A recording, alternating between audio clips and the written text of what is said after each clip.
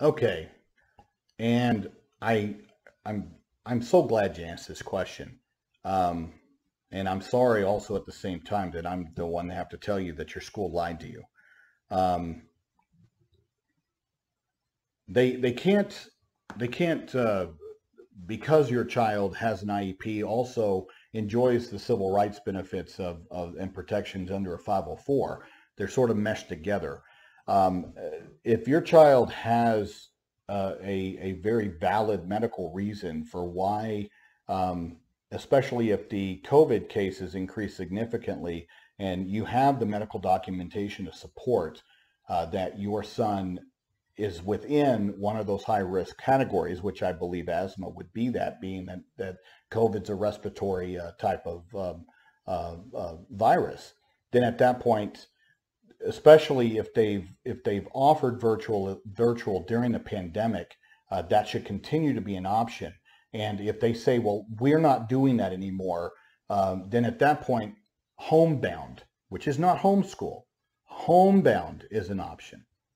And that should have been offered to you, and that can be determined by a 504 team or your IEP team. And it doesn't necessarily require a medical reason. An IEP team can change a child's placement for whatever reason they choose. And so some schools will sit there and put out this myth that somehow you need medical documentation to support a homebound placement. You don't. An IEP team can make that decision without any rhyme or reason and without giving, administration or anybody else any other explanation other than the IEP team decided that this was the appropriate placement for this child at this time. Okay? No limitations. But in your situation, if you would have that documentation, then you have the justification for putting them on a homebound to where that's still enrolled within the school.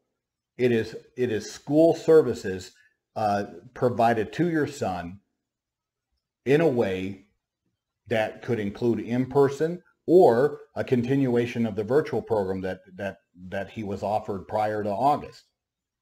So either way, whatever works to where he can continue to receive a free, appropriate public education.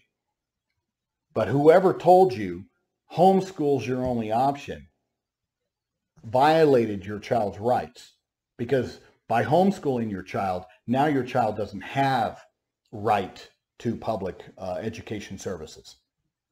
There are therapeutic services, there are OT, there are speech language, there's specialized instruction. All of those things are funded through the federal government and your state government for the purposes of benefiting your child. And if you did not want to pull your child out, but you felt like you had no choice because that's what they told you, and you wanted to safeguard your child because of their health issues, the school was wrong. You are right. I don't know where you live. I'm going to try to look that up, because if it's somewhere where I practice, by God, I want you to call me. Because that is repugnant, and they should never have railroaded your child out of that school system. And at that point, you can get your child back in, and then they would need to owe you recovery services, replacement services, compensatory services to make up for that time period when you were forced to unenroll your child because of what they told you. They live on a higher standard. You're not expected to be an expert under this law. So the last thing I want you to do as a parent is ever to feel that I did something wrong. You didn't do anything wrong. They have a higher duty. They have a higher expectation. They have 100% of the duty to provide your child a free, appropriate public education. You do not. I have a child with autism.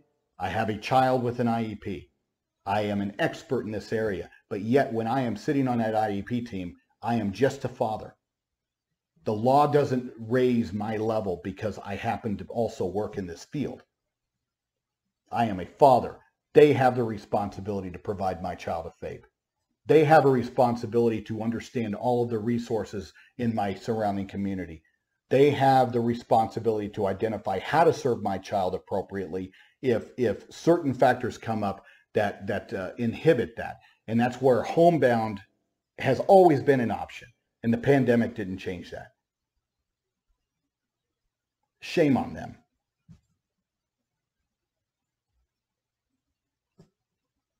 And I would take this, if you happen to live in a state I do not practice in, then you need to take this back to them. You need to watch this a couple times.